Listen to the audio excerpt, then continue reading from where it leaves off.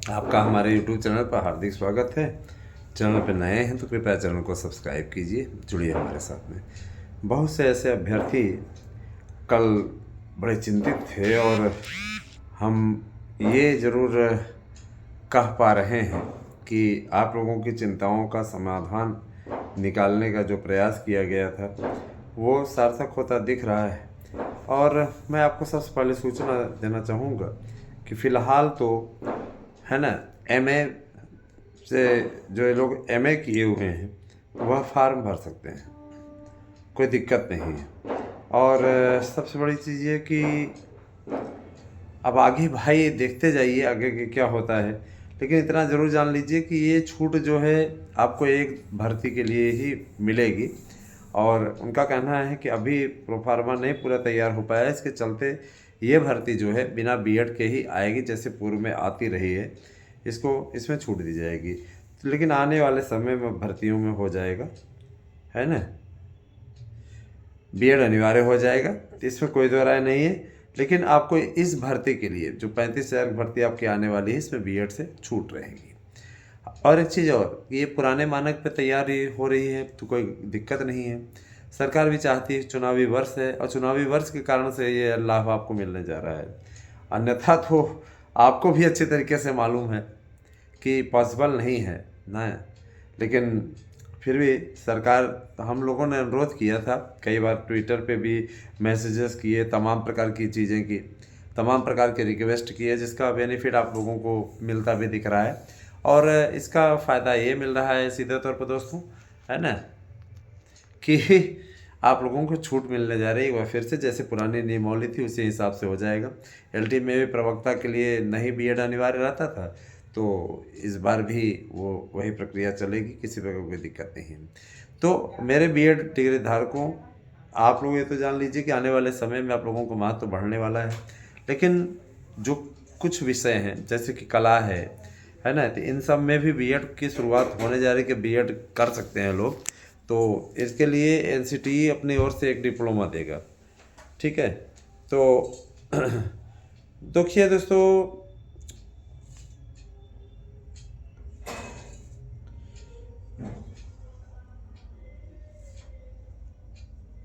देखिए एक रिपोर्ट आ रही है, रुकिए बता रहे हैं।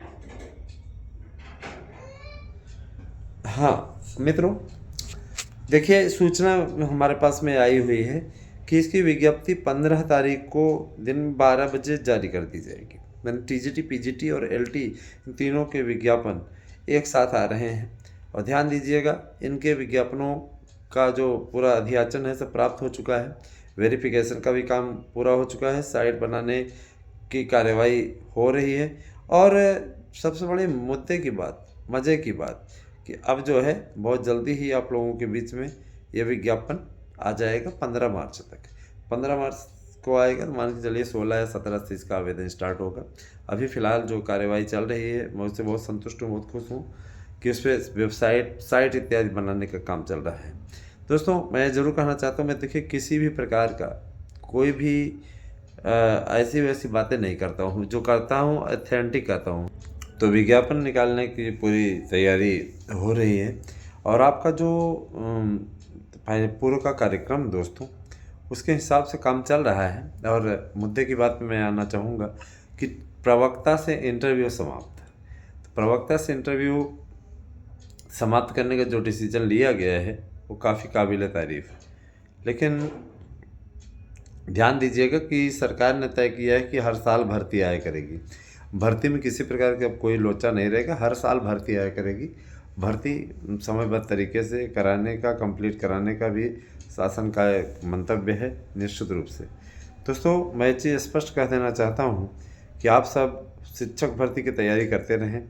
आप हमसे नोट्स भी ले सकते हैं, इस समय तो ज़बरदस्त तरीके से कहते हैं कि बम्पर तरीके से इस समय हमारे यहाँ से नोट्स बुक लोग कर रहे हैं, है ना। और मैं इस चीज़ के लिए शुक्रगुजार हूँ कि आप लोगों का जो स्नेह लगातार मिल रहा है चैनल को, वह काफ़ी काबिल तारीफ़ है। बहुत से लोग ईर्ष्यालु भी हैं, तमाम प्रकार की बातें हमारे चैनल के लिए कहते रहते हैं अब वही है ना कि जो एक कहावत है कि दुधारी गाय के 2 लात सहे, है ना। तो अगर हम बेहतरीन जानकारी दे रहे हैं तो कुछ आलोचनाएं हम सह लेते हैं, सुन लेते हैं। दोस्तों देखिएगा, शिक्षा जगत की सबसे बड़ी खबर जो हमने आपको दी है कि 48,000 शिक्षकों की भर्ती का शेड्यूल जारी हो रहा है। तो कहीं न कहीं इसका इफ़ेक्ट तो और भी चैनलों पे पड़ना स्वाभाविक था। तो और भी लोग अब जानकारी देने लगे हैं कि 15 मार्च तक आ जाएगा। देखिए 15 मार्च तक विज्ञापन निकालने के लिए इसलिए भी तैयारी है क्योंकि सरकार नहीं चाहती कि अब भर्तियाँ लटके। सरकार इसी भर्ती को अगले साल तक खींच के नहीं ले जाना चाहती। इस भर्ती को इस साल पूरा करा दें ताकि जो अगला साल है वहाँ पे फिर 40,000 45,000 की भर्ती एक सिरे से फिर से आएगी, ताकि बेरोजगारी का जो एक है ना माहौल बनाया गया है अपोजिशन के द्वारा, वो माहौल समाप्त कराया जा सके। तो सरकार की ओर से पूरी कोशिश है कि इसका स्थायी समाधान हो। और सबसे बड़ी चीज़ ये कि देखिए दोस्तों, प्राइमरी और जूनियर इनके लिए बहुत से अभ्यर्थी बहुत दिनों से परेशान हैं। अभी तो 69,000 वाला जो प्रकरण है, चाहे अपोजिशन हो चाहे सत्ता पक्ष के ही कुछ लोग हों जिनकी जाति वालों को नौकरी नहीं मिल पाई है, तो वे क्या कर रहे हैं, वहाँ पे मजबूत पैरवी कर रहे हैं। कहीं न कहीं जहाँ पे सामान्य वर्ग के लोग गलती से चयनित हो गए थे EWS के अंतर्गत, है ना, तो उनको कहीं न कहीं वहाँ पे धक्का लगने की उम्मीद पूरी पूरी बढ़ गई है। सुनवाई ऐसी ही हो रही है कि लग रहा है कि सामान्य वर्ग के जो EWS के अंतर्गत आने वाले अभ्यर्थी हैं, कहीं न कहीं उनकी पराजय तय है। मैं देखिए, आप में से कई भाई हमसे नाराज़ भी होंगे कि सर आप पक्ष नहीं ले रहे। हमारे पक्ष लेने से आप जीत जाओगे क्या? मेरे पक्ष लेने से अगर आप जीत जाओ तो फिर चलो फिर ठीक है, कोई बात नहीं, है ना भैया। पक्ष लेने से तो जीत नहीं जाएंगे, और जाहिर सी बात है कि उसके लिए अलग तरीके का प्रयास करना होगा। तो आप अच्छा वकील खड़ा करें, चाहे जो करें। सुप्रीम कोर्ट से कुछ लोग ये कह रहे हैं कि जैसे 72,825 में अनलीगल विज्ञापन होते हुए भी सरकार ने ये कह दिया था कि कृपया इनको न छेड़ा जाए क्योंकि ताला लग जाएगा। तो देखो, ताला वाली स्थिति थी उस समय, तो आपने ये बहाना करा के, है ना, अपने किए पे पानी फेरने का काम किया, क्योंकि आपकी मंशा ही नहीं थी 72,825 में नए विज्ञापन वालों को नौकरी देने के। और उसमें इतने दल्ले लग गए थे, इतने सुअर लग गए थे, इतने चोर लग गए थे कि उनके द्वारा समझौता करा दिया गया अच्छे तरीके से। तो है ना, कहा नहीं जाता जैसे जो मुकदमा लड़ता रहे उसी को मिला लो, है ना, और जज खरीद लो।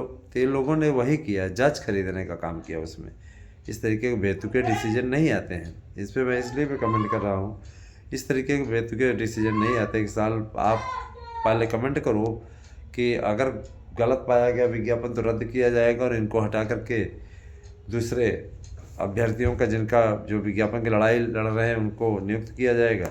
बाद में उसी के बाद से मुकर जाते हैं, फिर ये कहते हैं कि जो चयनित हो गए हैं उनको छेड़ेंगे नहीं। अरे आपका वहाँ पे न्याय और अन्याय करने की बात थी, वहाँ पे आपको छेड़खानी करने वाली बात नहीं थी, है ना। ये छेड़ेंगे नहीं हो तो आपके न छेड़ने से वो लीगल हो गए, विज्ञापन को अवैध ठहरा रहे हैं। आपके आदेश में ही विरोधाभास। सबसे बड़ी चीज़ है कि पुनर्समीक्षा के लिए भी लोग गए थे तो वो भी खारिज हो गए। सर्वोच्च न्यायालय को वहाँ पर स्पष्ट करना चाहिए था, ये बात स्पष्ट करनी चाहिए थी कि आखिर भाई आपने जब आदेश दिया तो आदेश में दोहरापन कैसे हो सकता है? आदेश की स्पष्टता क्यों नहीं है? आदेश की स्पष्टता होनी चाहिए थी ना। तो ये सब राजनीति है मित्रों। वहाँ पे जो राजनीति की गई उसमें वर्तमान सरकार भी शामिल थी, उसमें समाजवादी पार्टी का कुकर्म तो शामिल था ही, और इसमें कोई दो राय नहीं है। लेकिन इतना ज़रूर जान लीजिए कि एक जो इन लोगों ने बना दिया है नियम, वो नियम उसका भंडा बहुत जल्दी ही फूटने वाला है। और इनका जो कलंक इनके साथ में जुड़ा हुआ है, वो कलंक इन लोगों के लिए आगे चल कर के नुकसानदेह बनने वाला है। दोस्तों कहीं न कहीं इन लोगों को चोट लगने वाली है, क्योंकि लोग जिस तरीके से मनमानी और बदतमीजीपूर्ण कार्य कर रहे हैं वह काफ़ी निंदनीय है, काफ़ी नीचतापूर्ण है। और इन लोगों की जितनी निंदा की जाए कम है। देखिए दोस्तों, इन लोगों ने विज्ञापनों में भी अड़ंगा लगाने की कोशिश की। अरे राजनीति आप अपने स्तर से कीजिए, लेकिन इतना मत गिर जाइए, है ना। ऐसा नहीं है, वर्तमान सरकार में भी भर्तियों को रोके रखने की काफ़ी क्षमता है, ज़बरदस्त तरीके से भर्तियाँ रोकते हैं। भर्तियों को रोके ही रहे, 5 साल तक कोई भर्ती नहीं हुई।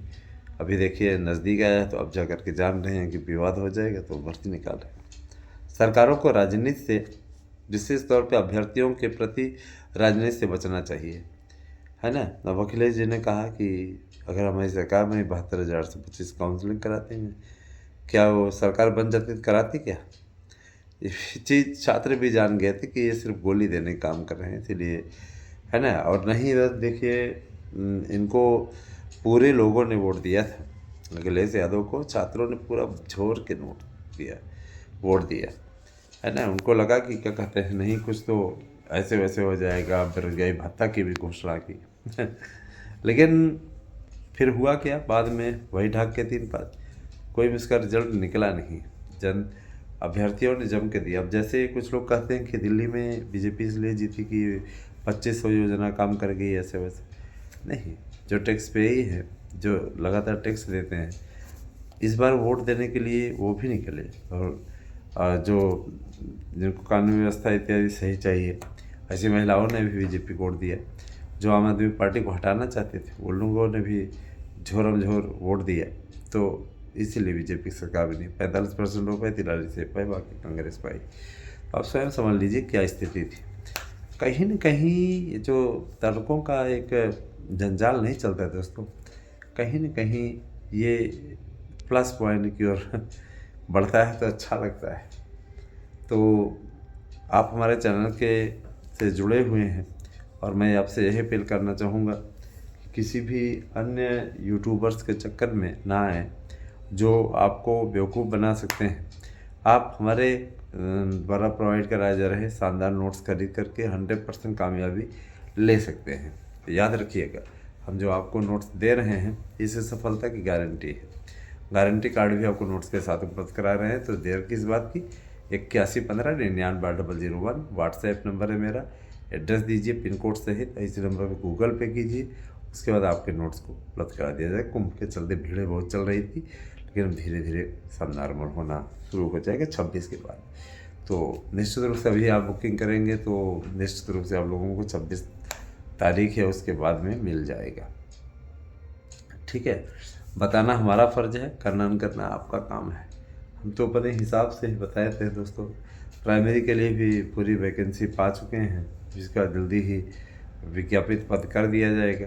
ऐसा नहीं कि कोशिश नहीं हो रही, कोशिश हर किसी से हो रही है, और कहीं न कहीं इस कोशिश में अब सफलता मिलने जा रही है। तो बने रहे हमारे साथ में दोस्तों, जैसी स्थिति होगी आपको अवगत कराया जाएगा।